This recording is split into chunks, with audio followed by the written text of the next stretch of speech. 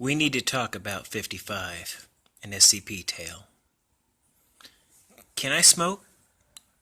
This time the receptionist narrows her eyes at Marion. No, she says. No, you can't smoke anywhere at Site 200. Just because it's an administration building doesn't mean that we don't have lungs or labor law. Marion notices the exasperation on the young woman's face. I've asked you that before, haven't I? Twice, in the last quarter hour, the receptionist says. You must really need a smoke. She genuinely puzzled at this repeated question. She's doing a bad job at concealing her puzzlement. You think this is like Memento, don't you? Marion offers charitably. You think I have no long-term memory, that if I stay in one place for too long, I'll forget why I'm here. The receptionist is only just old enough to remember that film. I guess? Marion smiles sympathetically and shakes her head. It's nothing so simple.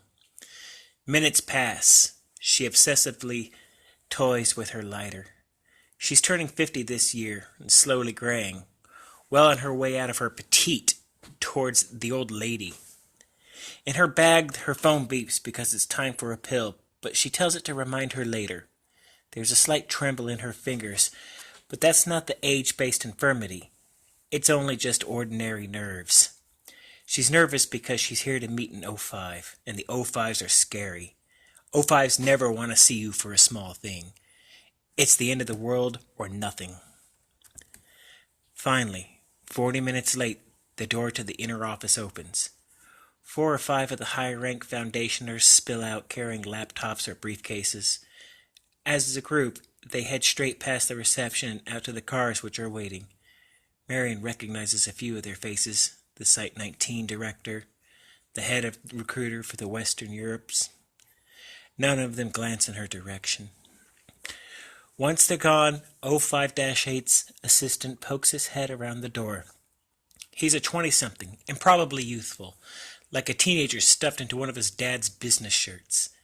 His haircut is barely regulation. In one hand he holds a tablet computer showing his boss's day planner, and it's packed. The man evidently doesn't sleep. Marion, can you come through now?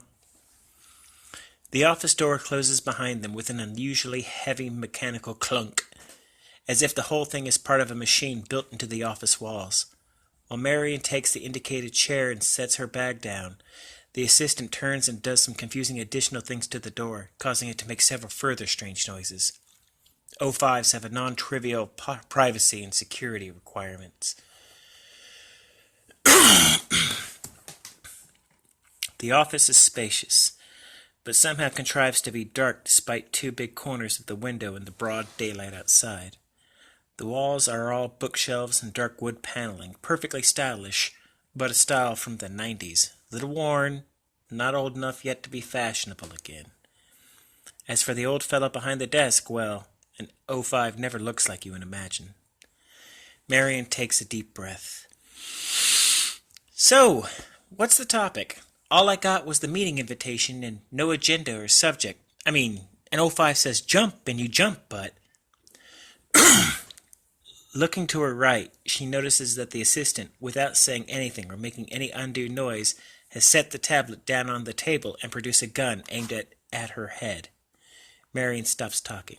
She sits still in her chair for a while, absorbing the change in pace, letting her heart rise for a little minute to a hummingbird's, and then it starts to flatten again. Okay, she hazards. She licks her lips and grips the armrests, otherwise staying perfectly still, waiting for another prompt. The assistant's face is totally neutral now, like this is just how meetings go, and maybe it is for people up here. Who are you? The O5 asks her. Marion blinks. Wait. Oh, God. Let me rephrase, the O5 says. Marion Wheeler, 49, with a loving husband and 2 boys in tow. Likes camping, hiking, ornithology.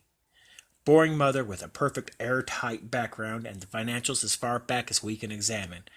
And you've got full foundation credentials, which we've never issued, including access to a list of installations and rooms some of which these locations don't even exist or were torn down decades ago. At least one hasn't been built yet you have the front key to it. And that's before we get to your SPC access controls, which I can only term as egregious. So you're a spy, and your objectives are misaligned with ours. And Clay wanted to cut the Z3 loose on you, but I was able to bring him around. I talked him into a face-to-face. I thought there was a slim chance that if we locked you into a bomb-proof room and asked politely, you'd have the good sense to spare yourself the rest. Marion has long stopped listening. You dullard, she says now that she can finally speak. I'm your chief of anti-memetics. We don't have a chief of anti-memetics division, Clay says. Yes, you do. We do. 0508 says, we have a memetics division, a telecontainment vision. Fire services, Ops A, Ops B, personnel, D personnel, and 24 others. We don't have an anti-memetics division. Do we have an irony division? Marion asks. She hesitates hopefully. No. All right, well, try this. Why do you think the anti-memetics divisions would show up in the listing? This is just a cover story, Clay says to the 05-8, not taking his eyes off of Marion. It's a good one, but she's had it all worked out in advance. Clay, lose the piece, says the 05. Grudgingly, Clay does so. Marion relaxes fractionally. There are SCPs with dangerous memetic properties, she says. There are contagious concepts which require containment just like any other physical threat. They get inside your head and they ride your mind to reach other minds, right? Right, says the 05-8. He could name a score of SCPs fitting this description without even thinking. There are SCPs with anti-memetic properties, Marion goes on. There are ideas which cannot be spread. There are entities and phenomena which harvest and consume information, particularly information about themselves. You take a Polaroid photo of one, it'll never develop. You write a description down on a pen and paper and hand it to someone, but what you've written turns out to be hieroglyphs and nobody can understand them, not even you. You can look directly at one and it won't be invisible, but you can still perceive nothing is there. Dreams you can't hold on to, secrets you can never share, and lies, and living conspiracies.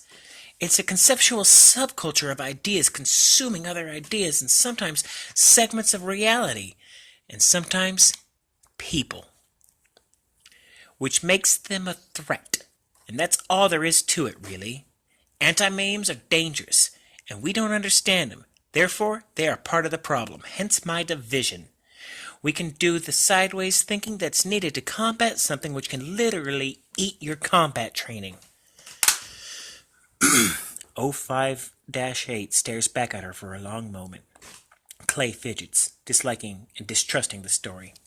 But the 05 seems more open to the concept. Name one, he says. Name an anti-memetic SCP. SCP-55, Marilyn says promptly. There is no SCP-55, Clay retorts. Again, yes there is, Marion says. Never in my life, 05-8 says. As far back as I can remember,